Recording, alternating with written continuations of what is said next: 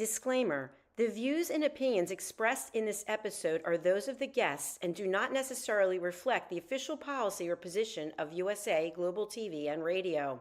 The content presented is for informational purposes only and is intended to foster open discussion and debate.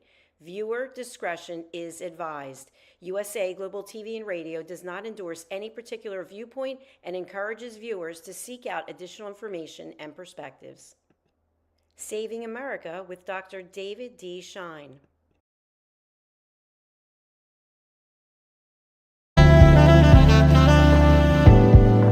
Welcome to USA Global TV and Radio, where our mission is to provide education, entertainment, hope, and inspiration. USA Global TV and Radio connects you with experts and audiences all around the world every single day to help you succeed in business and to live a richer life. Visit us at usaglobaltv.com to learn about career and life-changing training and mentoring programs like the Listening Mentor. Subscribe to our newsletter to stay informed about our special programs and offers. Discover how you can become a guest on one of our shows or a host or producer of a USA Global TV and Radio show of your very own. That's USA Global TV and Radio, where the doctor is always in.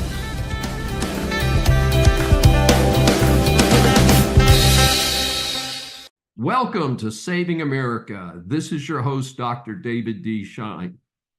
Russia and Ukraine, deal or no deal? So the kickoff was Trump and Putin meeting in Alaska. Naturally, there was no consensus on whether this was good or bad. Some pundits said the big bomber flyover in the row of top military jets that Putin walked past was a message to him. On the other hand, letting a whack mass murderer onto U.S. territory had other implications. Was Trump taking a knee to Putin? I hate commies and especially murdering commies like Putin. I do not like that he came onto U.S. soil without being in handcuffs, like we would treat a Mexican cartel leader. At the same time, over 1 million humans have died. Time to end the killing. Overall, the meeting went about as well as could be expected. This was followed by a meeting a few days later with Zelensky, and this was immediately followed by meetings with top European leaders. They have pledged to support Ukraine. No way to object to that. This interesting outcome was European officials talked about a U.S.-backed Article 5 type security guarantees for Ukraine. Apparently that's a NATO term. Trump indicated the USA part would not be boots on the ground, but it is assumed we will provide the armaments for Ukraine to defend itself and perhaps start attacking Russia. U.S. air support was also suggested. It is tricky since they are trying to keep NATO out of this at the same time due to Putin's strong resistance to that. There was then talk of a two-way or a three-way summit to reach some type of a peace deal. That is cloudy at the moment. The most recent word is that Trump wants Putin and Zelensky to meet first, and then a trilateral meeting can happen after that. There are massive issues here. I hate to see Putin get 1 foot of Ukrainian land, but the likelihood is that this is not going to be the deal. I do not think Putin can block endlessly Ukraine joining the rest of Europe. I think the recent commitment to 5% across NATO for military expenditures will hopefully convince this murderer that any expansion he's dreaming about now is over. China continues its threat to civilization because much of the slopstream media soft pedals or ignores the human rights and privacy violations by the CCP. I feel part of Saving America's mission is to help keep its repression and violations on the front page. I credit Epoch Times, which is working with its partner NTD News, continuing to keep the focus on the plot to destroy civilization by the CCP. A new international human rights report by the U.S. State Department detailed the global repression by the CCP. It is interesting that while many in this country suffer, the CCP wastes resources around the globe with assaults, harassment, hacking, anonymous threats, and false reports in various media. The report referred to the approach as transnational repression. Those who tuned in know that ethnic Uyghurs, spiritual practitioners like Falun Gong, Chinese dissidents, foreign journalists, and Chinese students and faculty members studying outside China are all targets. The report describes the CCP's actions as some of the most comprehensive campaign ever known. Highlighted was Xi's visit to San Francisco for the Asian Pacific Economic Cooperation Summit in late 2023. Reports are that protesters arranged through CCP repression programs attacked pro-democracy activists with flagpoles and chemical spray. In the report, it tells the story of a former CCP undercover agent who defected to Australia after 15 years. He revealed in 2024 to the Epoch Times how he was, quoting from the article, sent after a Thailand-based Falun Gong practitioner who had fled China to escape the CCP's persecution of his faith. The handler, in assigning him the job, gave him photos showing the name and location of the target's apartment, as well as several photos of the man and his family, some of which had not been on social media. Note that Xi and the CCP are so crazy they're going after Falun Gong, which is a group that advocates meditation. Folks, I always talk about meditation because I have two speeds, fast and sleeping. I can't meditate, I go to sleep. Anyway, not sure why the CCP sees a group that would meditate as a problem. The article also provides information about threats in other countries. It also discusses cyber attacks from China. This is serious stuff, and the U.S. and its allies need to strike back. There have been multiple reports on the forced labor of the Uyghurs, as well as 1 million of them being in forced conscription situations. And of course, we previously talked about the theft of bodily organs. As well, we talked recently about the CCP preventing journalists from leaving even a 7-year-old son of one of the dissident reporters. Recently, I learned that even a Catholic bishop is being held as a political prisoner along with many others. On the heels of this, Fred Lucas at the Daily Signal said that due to the efforts of the Doge operation, the feds will stop American funding of research on retirement in China. I was just amazed that this was even an issue. Lucas reported that research has run for a decade and a grant of $1.7 million to continue to fund the research was just stopped. Thank goodness. The total amount spent already reached $13.3 million in this longitudinal study. However, speaking as a trained researcher, what relevance would a study have to Americans when the entire style of life and healthcare is so different in China? J.D. Vance, the visible VP. It's no secret that I'm a fan of J.D. Vance. I like his life story, his commitment to hard work and accomplishment, and the fact that he really is contributing to America as a VP.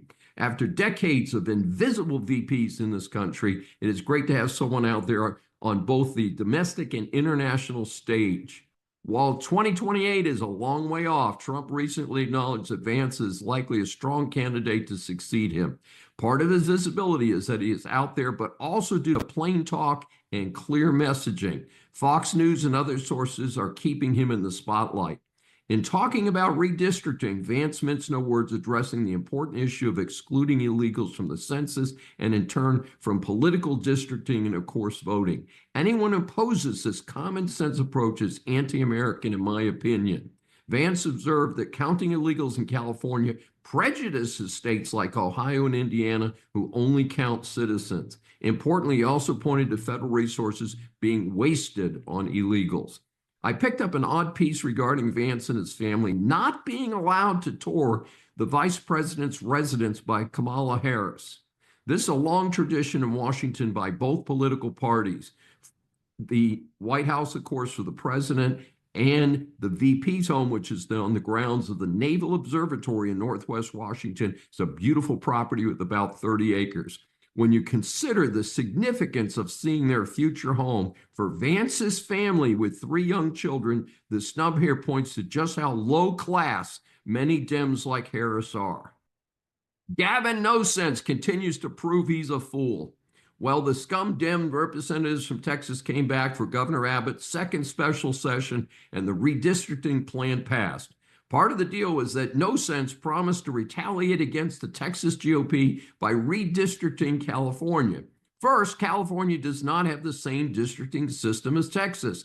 They have a commission and they're only structured to do it every 10 years. Second, the Dem-controlled states, including California, have crushed the GOP in huge numbers. So to pick the situation in Texas, which is a red state, and many have moved here because it is a successful red state, is simply a false flag exercise. Third, the California GOP have already threatened to sue if he goes through with his illegal activities. With the California law against him, this suit is likely to be successful. In the meantime, No Sense announced that he wanted to punch Trump in the face for supporting redistricting. Well, hey, I'm older, 5 inches shorter, and a bit lighter. I'm also not a violent person, but this clown deserves a beatdown, and I'd be happy to schedule a bout with him. Of course, with proceeds going to a worthy GOP or health-related charity. Trump takeover of the D.C. police is well justified. I consider the majority of larger cities in America unsafe. Not surprisingly, virtually all are controlled by Democrats.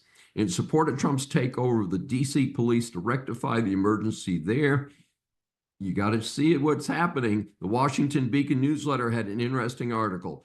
Danger to public safety. D.C. police misclassified deaths as accidental to drive down murder numbers. Homicide cop alleges in a lawsuit. That's quite a mouthful for a title of an article. The article contains the stunning allegation that D.C. fudged its data, which in turn allowed murderers to remain on the streets. The whistleblower alleged crime numbers were deliberately misrepresented from 2010 to 2018. Felonies were reported as misdemeanors to make the numbers look better, as just one of the allegations.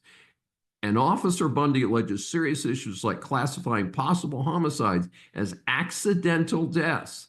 None of this has been proven in a court of law as far as I can tell. His own case against the D.C. police is set for mediation.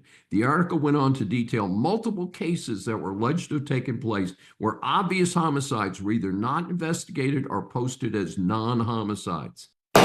All rise.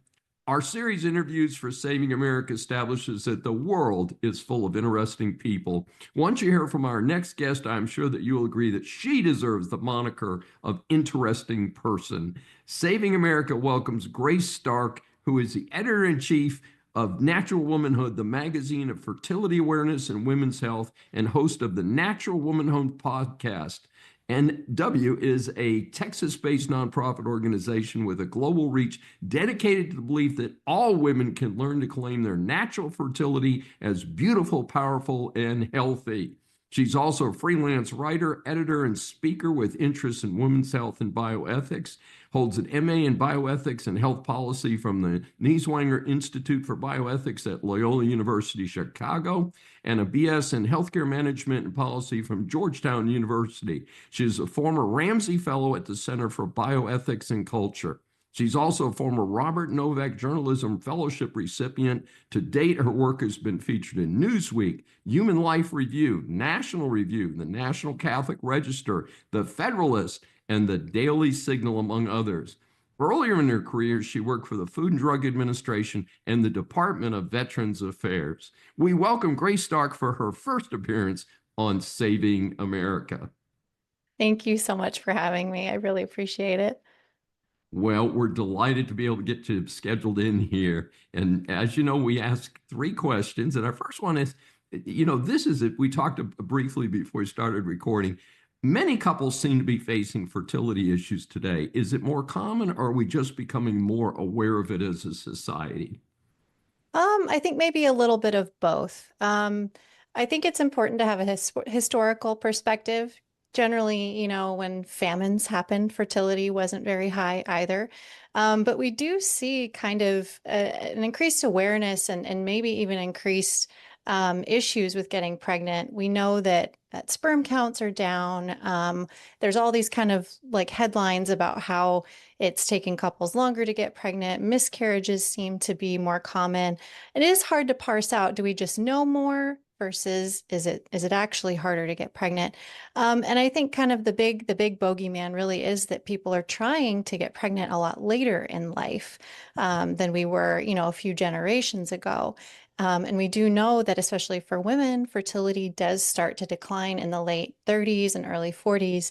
And we're not seeing women getting married until, early to mid 30s and starting to try a lot later. And so that's definitely part of it too. I have to sneak a quick question in here on sperm counts.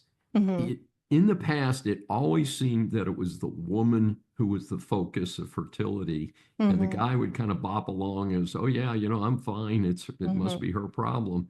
But the reality is that it takes two to tango, doesn't it? Yeah, absolutely. And so we need to be taking a full, getting the full picture when a couple is trying and struggling to get pregnant. We need to be doing a full evaluation on the woman and the man because in a good chunk, a good portion of cases, it could be male factor infertility only, or it could be a combination of female and male factor. So it's super important to, yeah, include the men in this too.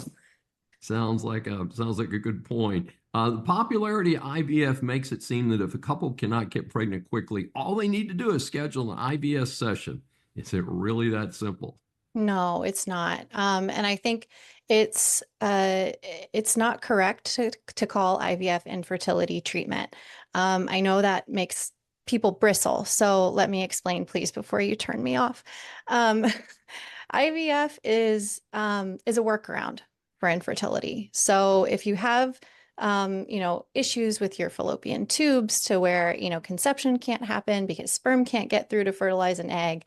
IVF can work around those issues. It can also work around some issues with, low sperm count and low motility and that sort of thing because they can select the ideal sperm.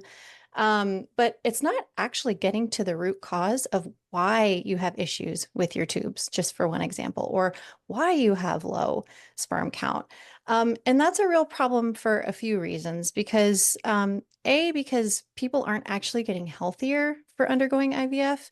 In a lot of instances, you're becoming less healthy for undergoing IVF because, especially for women, it involves a lot of injections of hormones so that they can retrieve eggs and kind of line up your cycle with when you're going to have an embryo implanted and that sort of thing. And so those wreak havoc on women's physical and mental health. And so we're not getting women healthier. In fact, we might actually be getting them unhealthier for having them undergo IVF. And none of it is actually addressing the root cause of why you're not getting pregnant because fertile, healthy, adult bodies should be getting pregnant from having unprotected sex.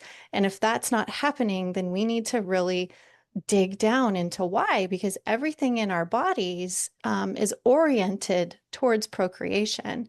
So that's a real sign that something is wrong, and we're doing a real disservice to couples and especially to women by not digging in and figuring out why aren't you getting pregnant. Well, and one other thing that you didn't happen to mention, but isn't IVF a very expensive procedure? Yes, absolutely. And that's the other thing too, is we're having couples take out, second mortgages on their homes in some cases. And it's not a guarantee. You could spend 20, 30, 40, $50,000 on multiple cycles of IVF and still not go home with a baby in your arms. And so it's, I think on average still, it takes, 3 cycles to be successful, depending on your age. If you're younger than 35, maybe not so many, maybe only 2 cycles, but still, we're talking at between like $30,000 a pop here. We're not talking small change, and that can be really, really hard on a couple who's already dealing with just kind of the emotional. Costs of infertility. I mean, I myself, my husband and I experienced it. It's not something you'd wish on anyone in your life. And then on top of it, we're putting financial strain on top of all of that. And then the health and hormonal strain of the procedure itself for the woman. So it's just this recipe for a lot of stress all the way around. And again, we're not actually treating infertility at the end of the day with any of it. It's a pretty fascinating cycle. So let's focus on what your organization does. What are the key features of the natural womanhood approach to fertility? What, kind of give us the steps here. Sure. So Natural Womanhood was founded because we believe that all women can learn to claim their natural fertility is beautiful, powerful, and healthy. So it's really critical to teach women how to read the signs of their body. So we call the female menstrual cycle the fifth vital sign because just like your heartbeat tells us something about your overall health, your cycle actually tells us a lot about your overall health as a woman. And so when we teach women how to read their cycle, how to track the different biomarkers that help us know what's going on in your cycle at what time, that in the hands of a knowledgeable healthcare professional is like as powerful as an EKG is in the hands of a cardiologist. It's very similar in that it gives us this snapshot of what's going on with your health and especially your reproductive health. And so we really promote natural women learning how to read their natural fertility through a fertility awareness method. And then if you're struggling with painful periods or heavy periods or infertility, any of those things, you can go to a doctor who's trained in restorative reproductive medicine who can read your charts, talk to you about your symptoms, do some targeted blood draws and imaging studies and some different things, and really get to the root of what's going on with your reproductive health. And that's super powerful because it can help you get healthier, it can help regulate your cycle, and it can actually help you get pregnant in a lot of cases too, if that's desired as well. Yeah, some very powerful things there. And with regard to that, is there an index of doctors? Because I think that a lot of us have become accustomed, and again, I haven't confronted this personally, but where the doctors seem to say, "Oh, well, if you can't get pregnant, just keep trying." Yeah. So it seems that you're making reference to some doctors who are maybe more affirmative about focusing on infertility. Yep. Does your organization have an index of doctors that are committed to this? Yeah, you can go to naturalwomanhood.org, get help, and then find a doctor. And we've got a database where you can search. And there's also lists of different medical organizations, professional organizations that specialize in restorative reproductive medicine. You can go on their websites and learn more, find their registered doctors. So yeah, it's more available than it ever has been, and that's really fantastic, but it's still a very small field. So you do kind of need to know where to look. And naturalwomanhood.org is a great resource for that. And yeah, we're an informational organization at our core. We're not trying to tell you what to do or make decisions for you. We're just there to give women the information that they need to make informed decisions because we really and truly believe that you can't really have informed consent in your healthcare if you don't have some kind of degree of body literacy. So some kind of understanding of what's going on in your body. So again, that's where the twofold learn to chart your cycles and find a doctor who appreciates that information for just how powerful it is. You touched on an important issue earlier about the timing of life today. Is that more women than men are graduating from college, which means more women have careers and professional lives. And a lot of times that results in the career decision to delay having babies. Is there a particular marker you'd say to the women in our audience? Hey, if you're approaching this age, you really need to start thinking about checking in for that first time because it might get harder later. I think in general, I mean, we have a program called Period Genius at Natural Womanhood that we developed that teaches girls. It's targeted for girls from 8 to 12 to learn how to pay attention to their cycle and start to kind of understand what cycle tracking is, so that they have that good body literacy as they get older. So I think you're never too young and you're never too old to start learning how to read the signs of your body and the signs of your cycle. If you're someone who's, hasn't found the right person yet and you're on a career path, you will be really well served by learning to chart your cycle. And if there are issues that you're having, if you've been struggling with painful periods, if you've been struggling with heavy periods, if you've had really bad hormonal acne or headaches, those are all signs that there's something off with your hormonal balance in your cycle, and you would do very well to take care of it now, even before there's a man in the picture, because you're doing it to take care of your health, yes, and then also to protect and preserve your future fertility. So if you stay healthy now, we don't need to be doing these crazy like egg freezing. The ART industry is really pushing egg freezing on young women. They're fear mongering, and exactly for these reasons that, oh, you're not going to find anybody until you're in your 30s because you're focusing on your career right now. So let's just freeze your eggs and then you won't have to worry about any of that. It's so wrong. It's so false. Egg freezing might actually damage your fertility because of all the drugs they pump you full of to be able to release 20 eggs at a time, which no woman's body was ever meant to do naturally. And so they fear monger, and they're getting women to do this. And it's so that they can guarantee more IVF clients down the road. I mean, just they're profiting off of fear. This just like general sense of fear that women have about their fertility, when really the best thing a woman could do would be to learn her cycle, chart her cycle, find a great doctor trained in restorative reproductive medicine who can get to the bottom of any issues with your health early on, so that you can develop those good habits and that good body literacy, so that when the time's right, you can hopefully get pregnant with ease. Yes, and I've heard one thing related to part of that is that if you have a baby prior to age 40, that is easier to get pregnant and maybe have another baby after 40. And these are for the women that have really waited to the age 38 or 39 and said, hey, it's time to do that. Yeah, I don't know any data around that, but definitely like anecdotally, I see friends who have been having babies, starting in their 20s and through their 30s, who are still able to have babies if they want into their very early 40s. So there does seem to be something there that like the earlier you start, like the more longevity you get out of your fertility lifespan.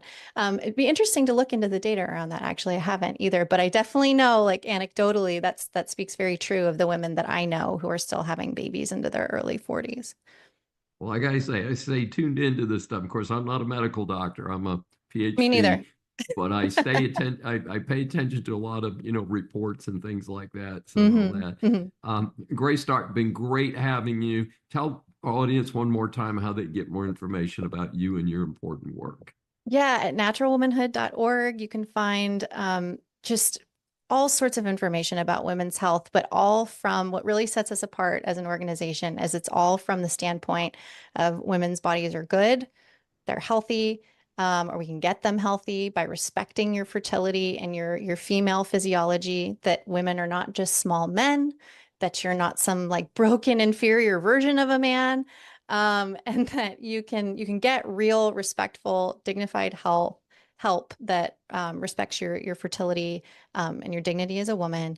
And it starts with body literacy, and we can teach you where to find someone to train you in fertility awareness methods so that you can learn to chart your cycle. And again, where to find a doctor who's trained in these methods. And then also, if you're interested in the Period Genius program I mentioned earlier, maybe you have a daughter or a granddaughter who's a preteen or a young teen, who you want to give the gift of good body literacy and good understanding of her body and her cycle, check out our Period Genius program, which you can also find at naturalwomanhood.org. And we have a podcast, the Natural Womanhood Podcast. Got to plug that too. Sounds fascinating. Please proceed. The feds under Trump direction are investigating voting across the country. There's already pushback as the Department of Justice has started demanding voting records from a variety of states. I support this, as I believe there is widespread voter fraud in this country. Not just illegals voting, but people voting multiple times, voting on behalf of the incompetent relatives, voting in the wrong districts, etc. I'm not a conspiracy theorist, and I've never seen hard proof that the 2020 election was rigged, but the numbers from the 2020 presidential election compared with the 2016 and 2024 presidential elections would support the inference that some things were really wrong in 2020. A report from an independent body called VoteBeat had an interesting article on the DOJ's investigation request. In fairness, elections are supposed to be controlled by the states. However, clearly illegal acts should be investigated. Department of Justice is requesting standard records relating to voting. I'm not sure how accurate a view of those records will be. The article indicates an intention by the DOJ to record and track voting crimes in various states, especially those swing states. The article concludes, accurate and up-to-date voter databases are a critical line of defense against mail-in voter fraud. I couldn't agree more. Also noted was that the Public Interest Legal Foundation offers statistical evidence to back their claim that states have fallen short in keeping their voter registration databases clear of errors. It goes on to specifically call out voting problems in Pennsylvania and Michigan. Cracker Barrel makes the news, not in a good way. As a health-conscious person, Cracker Barrel is not really on my radar. In a few cross-country trips years ago, I've stopped at a couple locations. In any event, the 55-year-old company made the news this week, and it's been something else, folks. The famous logo of an old man in a chair with a barrel next to him and the stylized name of the store is replaced with a simple yellow sign with the name in plain font. Their marketing team has been accused of going woke or something along those lines. The stock took a big hit for a day or two. My take on this is maybe a cleanup is good to refresh the place and appeal to a new audience. Obviously, I am not in the majority on this. Motion denied. Bad news on the business front. While Texas is known for its brisk economic growth, not all the news is positive. I picked up this story from an article by Zachary Taylor Wright in Trending Digital with the headline, Mass Layoffs Rock Historic Texas Company, Nearly 200 Jobs Lost. Well, it's actually 170. The article explains that Trinity Rail, a 90-year-old company, will lay off 170 employees in Longview, Texas. The company is a railcar leasing company owned by Trinity Industries, and the parent company's profits have dropped sharply recently. Watch for health scams. As we age, many of us are increasingly concerned about our health. Unfortunately, that makes us more exposed to scams taking advantage of that fact. NTD recently reprinted a long article that originally appeared in the Epoch Times by Ann Johnson titled, Medical Scams That Could Hurt Your Health and Your Wallet. The author encourages the reader to ask yourself if it sounds too good to be true. The article has sections on various risks, including medical identity theft. All of us, regardless of age, need to protect their identity and medical records. Recently, Medicare issued a warning for its covered members to be careful about their ID information as just one instance. The severity of the problem was highlighted with a statistic from AARP that medical identity theft cases rose from 6,800 in 2017 to 43,000 in 2021. I am sure with that trend line, it's even worse today. I thought it was helpful when the article emphasized that if someone uses your medical ID, they could change critical information in your file like prior illnesses, different blood types, allergies, etc. They could also use up your allowances under some policies. Next, something I see in droves as I do my weekly research across many publications and newsletters. All sorts of ridiculous claims about different so-called health products. The article mentioned infomercials, which I always ignore. I find many of the alleged articles are just thinly disguised advertisements, basically written infomercials. My approach is to ignore anything that is not coming directly from a health source like a couple hospital systems that I do track. Interestingly, many times the promotions start by dashing well-accepted medical information to set up their pitch for some over-the-counter remedy that they are promoting. A recommendation is spread the word when you see a scam. I find this valid advice as I often warn family and friends when I hear about a hacking scam or something like that going around. For health scams, after telling family and friends, it was recommended to tell the FTC fraud department. That's easy to do online.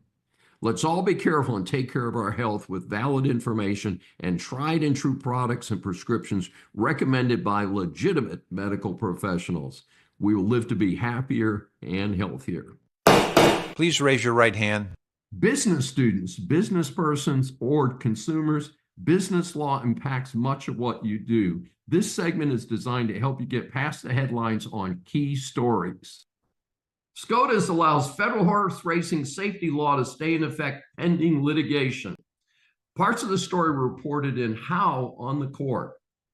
While I've not attended a horse racing event in years, there was a time I did attend them from time to time. I do not recall ever seeing a horse down or one of my winners flagged for being doped. Apparently, it is a serious problem. A report indicated that in 2019, for instance, more than 400 thoroughbreds died in the U.S. from injuries related to horse racing. And this is at a much higher rate than in Europe, accordingly. In 2020, Congress passed the bipartisan Horse Racing Integrity and Safety Act to improve safety in the horse racing industry. The hitch, if there is one, is that this new law was structured similar to the securities industry. The private nonprofit, the Horse Racing Integrity and Safety Authority, had the power to propose rules regarding doping, medication control, and racetrack safety. The authority's actions were still subject to review by the Federal Trade Commission. On the other side, the National Horsemen's Benevolent and Protective Association, a trade group of thoroughbred racehorse owners and trainers, went to federal court in 2021 to stop the law. The Fifth Circuit Court of Appeals ruled that the provisions of the law giving the authority the power to make rules were unconstitutional under a theory known as the private non-delegation doctrine. This is based on the concept that the government cannot delegate its powers to private entities. The authority then appealed to SCOTUS to request that its power to regulate stay in place pending the trial on the merits. It argued that more horses might die without the protection of this law. The Supreme Court recently ruled to allow the regulations to remain in place while the challenge works its way through the court system. Objection, Your Honor.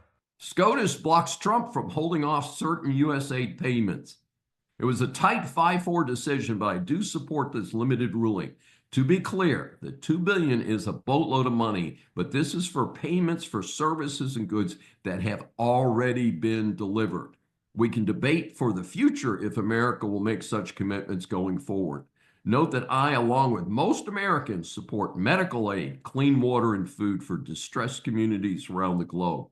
But let's be realistic. America is broke, and it's time for others to step in and provide that aid.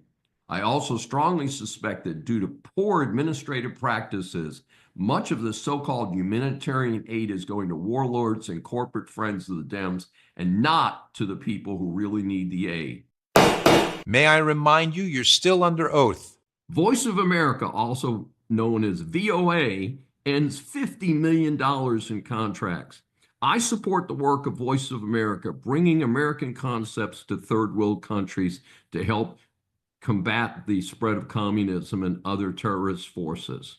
However, America must start being smart with every penny. The Voice of America announced that it was terminating contracts with AP, Reuters, Agence France Presse to save $53 million.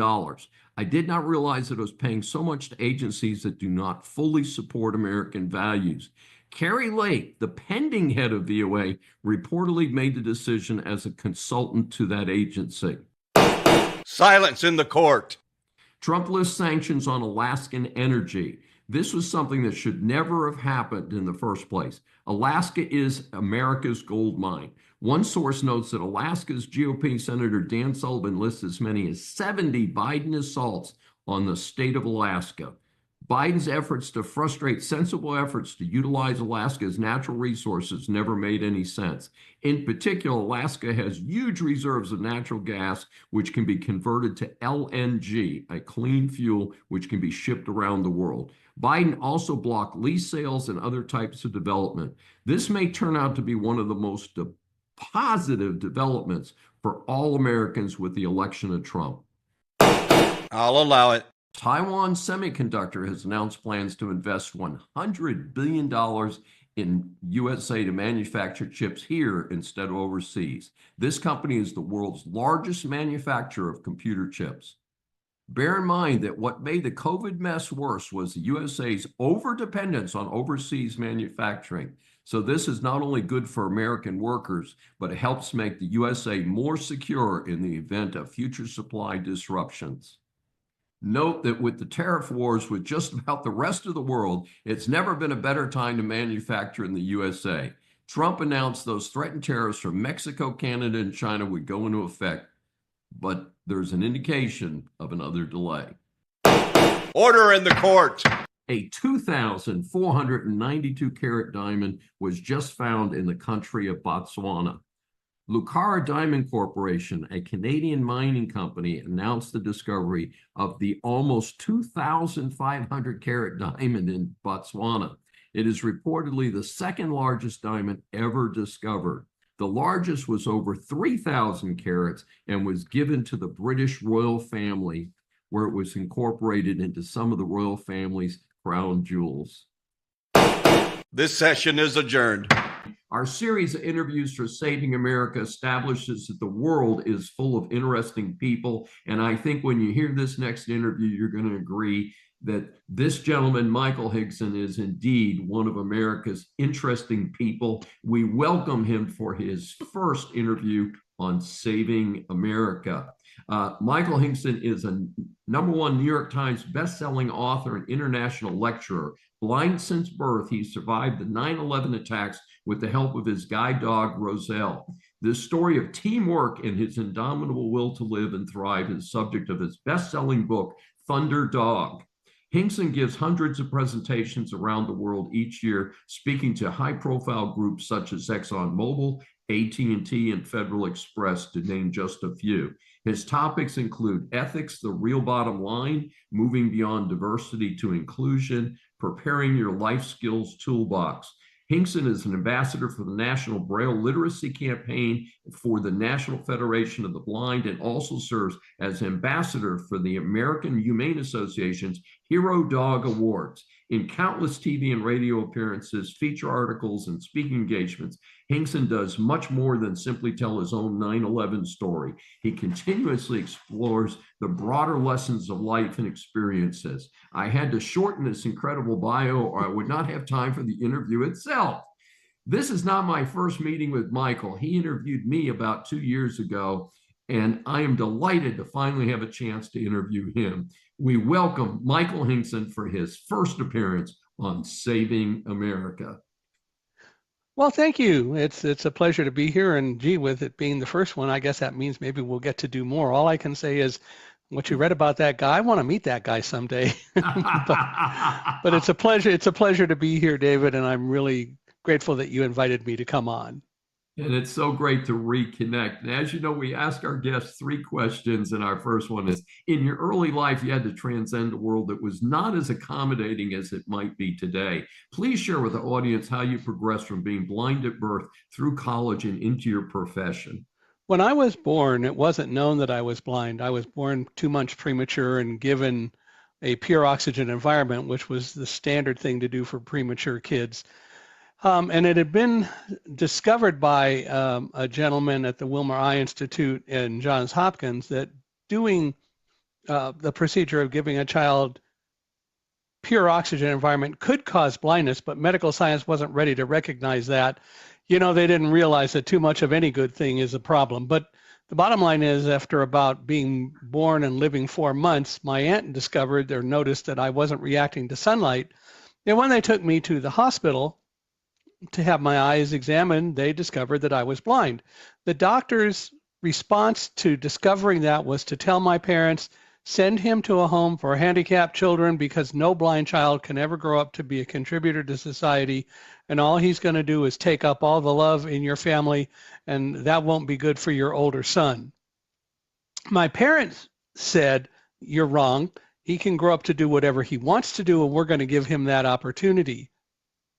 And I grew up with that kind of attitude. So I was born in Chicago, traveled around the neighborhood with my my brother and cousins and so on, went to kindergarten in Chicago at the age of 4. And my parents had advocated and worked with other parents of blind children who were born premature, mostly, that that needed to deal with it. And they actually got a kindergarten class set up for for blind kids. And so in kindergarten at the age of 4, I started to learn Braille and learn some other things. And the bottom line is that Then next year we moved to California, and I ended up having to take a second year of kindergarten because credits didn't advance going from Chicago to California that kindergarten is already done.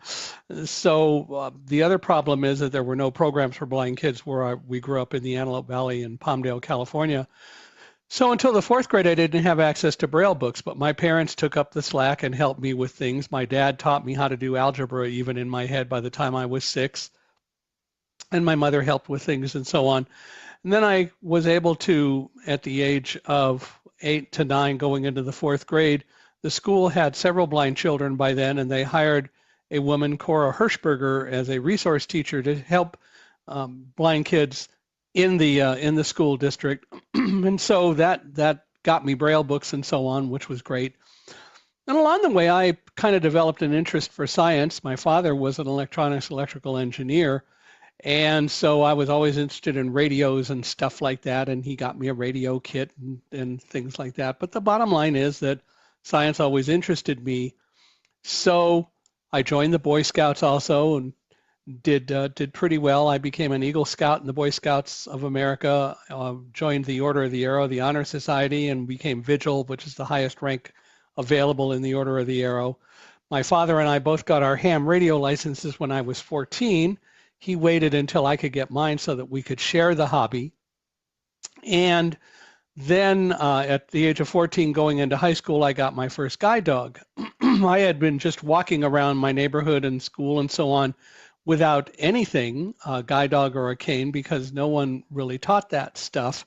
But also I was able to hear well enough to navigate. But going to high school, which was a much larger environment, that was a problem. So we had met someone who helped, I think, and advocated for me to be able to get a guide dog at the age of 14. And I did. I got my first guide dog, Squire, who's a golden retriever, and went through high school, did well there, and then went to college at the University of California at Irvine. Having an interest in science, I enrolled in the physics department. I ended up getting a bachelor's and a master's degree in physics from UC Irvine, a secondary teaching credential. And along the way, I joined the National Federation of the Blind, which is the largest organization of blind consumers in the country, and in fact, the world. And while in the Federation, I was approached in, I think, in 1975 at the National Convention by the president of the Federation. And I can't remember whether it was in 1974 or 75, doesn't matter. But he said, we've developed a relationship with a guy named Ray Kurzweil, who's an inventor.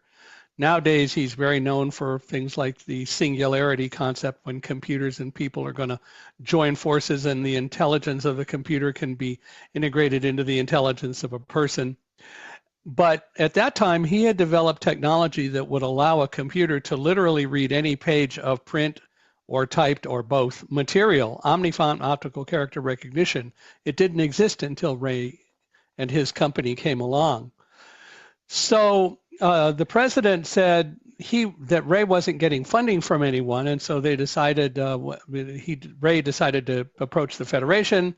The Federation, after a little bit of skepticism about what he was doing, actually went up, and one of the people from the Federation went and looked at his machine and discovered that it really did read print, because this guy said, I don't care what you read with your machine, with the print you provide, it's got to read what I bring up. Well, it did, and so the Federation developed a program where we actually, with Ray's help, secured funding from private foundations to allow the Federation to purchase 5 of these reading machines and put them around the country for blind people to use in pretty visible public places, like some agencies for the blind, the New York Public Library, the main branch, and other places, the University of Colorado Library. And my involvement was that the president, Dr. Jernigan, asked if I would do the day-to-day operation of the project, which meant going wherever we put machines, teaching people to use them, seeing how they use them, fixing the machines when they broke, and eventually creating at the end of the project a report which would describe the recommendations that we said had to go into the final version of the machine. So in October of 1976, I flew to Boston, never had been to Boston, much less on my own, and began that process and did it until June of 1978, when the project ended, we wrote the recommendations report. And then Ray hired me to come into the company. So I moved lock, stock, and dog to Massachusetts and began working for Kurzweil, doing the same work I had been doing prior, that is human factors kind of studies. The only problem is that in 1979, in May, I was called into the office of the vice president of marketing. He said, we're having to lay you off. And I said, why? And he said, oh, don't worry. It's not that you're doing a bad job or anything like that. And we'll give you recommendations, but we have hired way too many non-revenue producing people, and we have to get some revenue producers, and we have to lay off some of the people who aren't producing revenue, and you're not really producing revenue, so we're going to have to lay you off. And then he paused and he said, unless you're willing to go into sales. and I sort of sat there for, as I describe it, maybe a thousandth of a nanosecond. And at that time, thoughts went through my head like, well, the unemployment rate among employable blind people at this point is 70%. That's 70% unemployed, employable blind people. I had moved to Boston, didn't want to have to go into a job search mode. So, as I love to tell people, I lowered my standards and went into sales from science and learned how to sell, took a Dale Carnegie sales course that Kurzweil's company funded, and then began selling not the reading machine for the blind at $50,000 a machine, but a new version of the machine called the Kurzweil data entry machine, which is what they wanted me to sell. And I realized that if they wanted me to sell that, then they must have some real confidence in me. And I was given a sales territory of New England and all of Canada and started selling that machine by the October timeframe of 1979. And so that was when I started truly selling in a professional way. I shouldn't say I started in October because I started selling immediately, but it took a while to, catch up with the whole process. But I did that until 1984, when Kurzweil was purchased by Xerox, and they decided to eliminate all of the salespeople in the data entry machine program because Xerox didn't want the people, they wanted the technology. So then I really did have to go off and find a job. Well, by that time, several things had happened. Kurzweil relocated me back to California as they were working to integrate with Xerox, and I was asked to help integrate the Kurzweil company technology and culture into the West Coast part of Xerox, which I did. So I moved back to California in October of 1981, and in January of 1982, through a friend, I met a woman named Karen Ashurst. Karen was in a wheelchair her whole life, but we hit it off, and the bottom line is in November of 1982, we got married. Mm-hmm. And we were married for 40 years until she passed away in November of 2022. But the bottom line is that when I started searching for a job, when Xerox eliminated the position, I couldn't find one. I even had a headhunter who had arranged for me to go up to interview for a job in Northern California, but he called the night before the interview and he said, I noticed you do a lot of things with blind people. That's really nice. Is there a blind person somewhere in your family? And I said, yeah, I am. You are? Yes, I am. Well, we're going to have to tell the employer. They're going to probably want to cancel the interview. And I said, why? Nothing has changed. Well, yes, it is. You're blind. I said, my resume hasn't changed. Nevertheless, the interview was canceled. So in 1985, I started my own company selling PC-based computer-aided design systems to architects. A blind guy selling graphics, why not? Now, I didn't have the opportunity to run the machine because it was visual, but I learned how to run the machine so I could sit somebody down in front of it when salespeople we hired were involved with other things, and I could walk somebody through the process. The bottom line is blindness isn't the problem. It's people's attitudes about blindness as described with the doctors in the beginning and so on. But anyway, I did that for 4 years, and then I went back into the workforce. And when I decided I wanted to go back into the workforce and sold the company, my wife and I were looking at newspapers one day, and she saw a job advertisement that looked really pretty cool. And so I said to her, well, I'll go write a letter. Should I say in the cover letter that I'm blind? Because that's always been a dilemma. Typically, if you send a cover letter with a resume and you say you're blind, they'll never even call you back.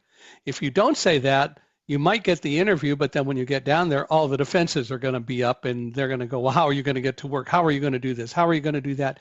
It doesn't matter, but that's what happens. Anyway, she said, as wives can do, you're a dummy. And I said, why? And she said, what have you always told the people you hired, because I had managed and hired lots of salespeople by then, what's the most important thing that you told people that they need to realize and recognize when they work for you? And I said, well, you're ahead of me. What? She said, you've always said that the most important thing you learned from the Dale Carnegie sales course and that you want salespeople to understand is turn perceived liabilities into assets. What's blindness? It's a perceived liability. Well, a little light went off over my head like they do in the cartoons, and I went off and I wrote a cover letter, and here are what the last 2 paragraphs of the letter said. It's important in answering your question. What I said in the last 2 paragraphs was that the most important thing that you need to know about me when you're considering my resume is that I am blind. As a blind person, I have had to sell all of my life just to survive. I've had to sell to convince people to let me take my guide dog into public places a lot of times. We didn't have an ADA at that time, 1989. I've had to sell to convince people to let me take my guide dog on airplanes. We actually ended up having to file a lawsuit against one airline that was discriminating against me because of that. That wasn't in the letter, just that the whole concept of I've had to sell to convince people to let me take my guide dog on an airplane. I've had to convince people to let me buy a house that I could afford to do it and take my guide dog into stores and so on. In the second paragraph, so when you're considering to hire me or someone for this job, think about this. Do you want to hire somebody who just comes in for 8 or 10 hours a day and then goes home because the job is over? Or would you like to hire somebody who truly understands sales for the science and art that it is and sells 24 hours a day as a way of life? We sent that letter off, and 2 weeks later, I got a call from the company. Doug Cooper, the head of marketing down in, from where we were living, about 45 miles south in Carlsbad, California. He said, we like what you said, come down, we want to talk with you.